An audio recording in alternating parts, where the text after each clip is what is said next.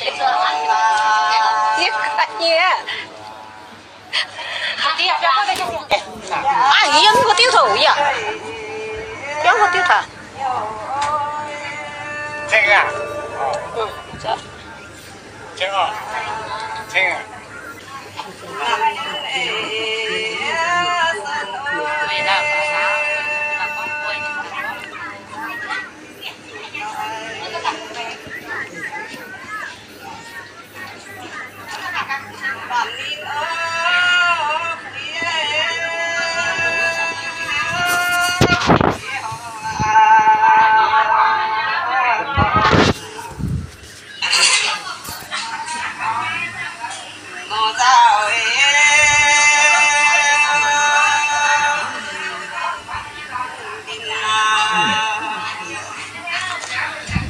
Nhìn rồi em mắt tao mà thì làm đấy. Người cha luật ta nhà liền quê vậy.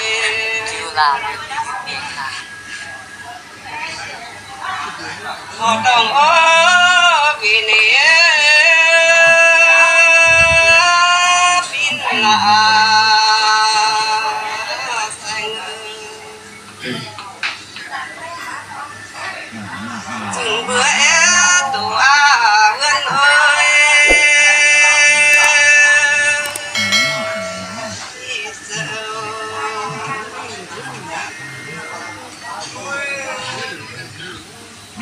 điều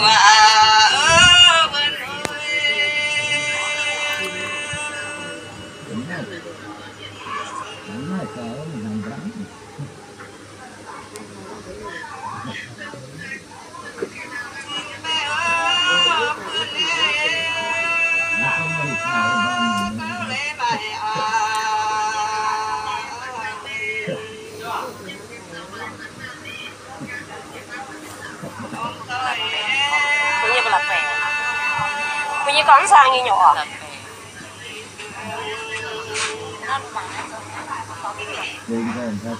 Nhẹ mắt để làm mà.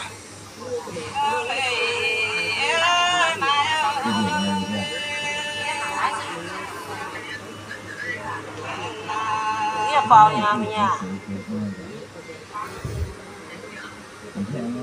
Tao mà mày như thế đi, đi học tiếp thôi.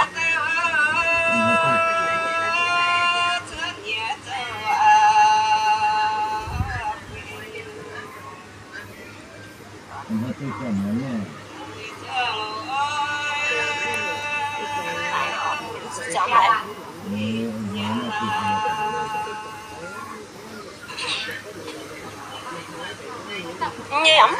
Nhắm tao mà.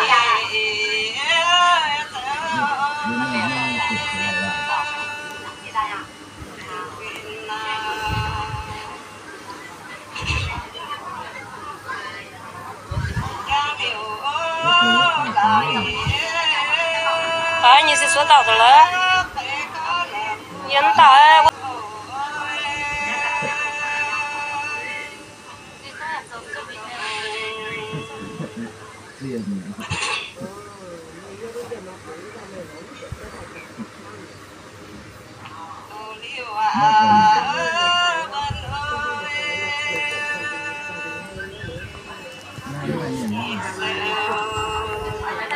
Qua gì phết mai mình ơi là mình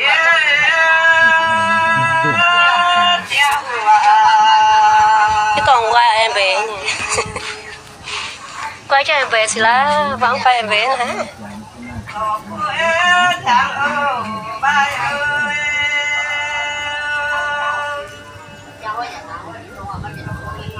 sới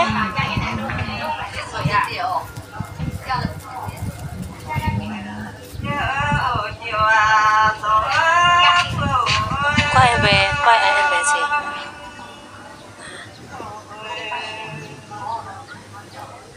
vì mình nó cắm bể nhiều quá mà giúp quay em về bể thằng nó quên chàng bể chàng chết chàng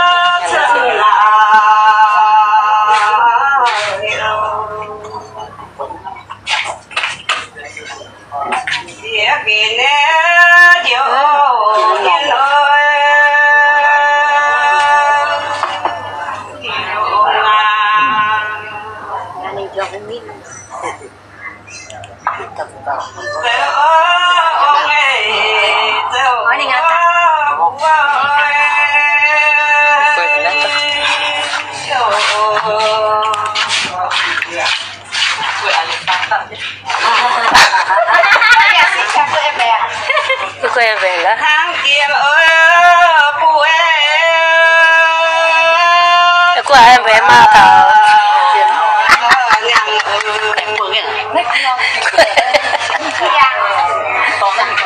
Yo chia tua kinh ơi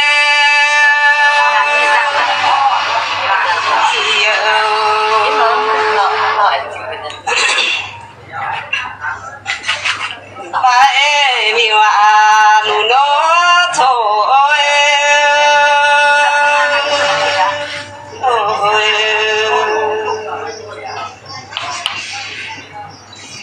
tình yêu lời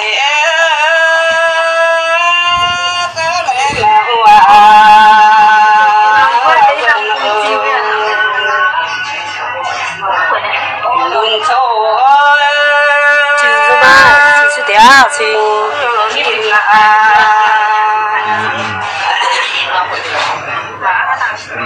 bữa trường ở cung ơi đồng